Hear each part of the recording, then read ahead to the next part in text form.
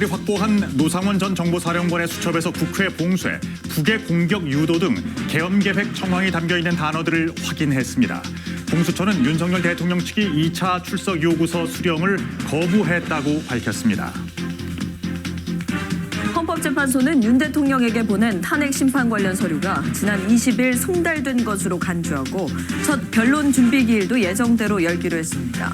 윤 대통령 측은 수사보다 탄핵 심판 절차가 우선돼야 한다고 밝혔습니다. 야당은 오늘 헌법재판관 2명의 인사청문회를 단독으로 진행했고 여당은 대통령 권한대행의 재판과 임명이 불가능하다며 맞섰습니다.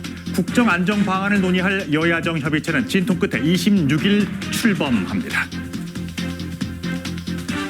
최상목 경제부총리는 내년 경제 성장률이 잠재 성장률을 밑도는 1%대 가능성이 크다고 밝혔습니다.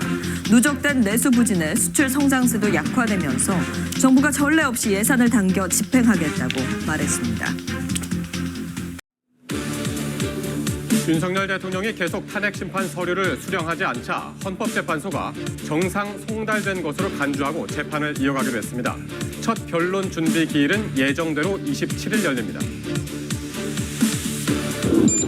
내란 우두머리 혐의를 받는 윤 대통령 측이 공수처의 2차 출석 요구서 수령을 거부했습니다.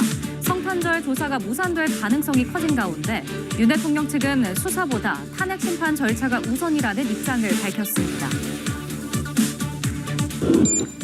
비상계엄 사태의 비선 실세로 지목된 노상원 전 정보사령관 수첩에서 경찰이 사살이라는 표현을 확인했습니다.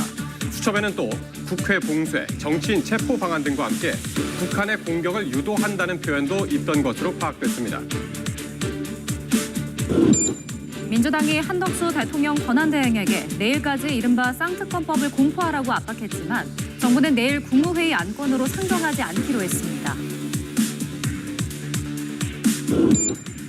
중부지방에 사흘째 한파특보가 내려진 가운데 성탄절 아침까지도 영하 10도 안팎의 강추위가 이어질 것으로 보입니다.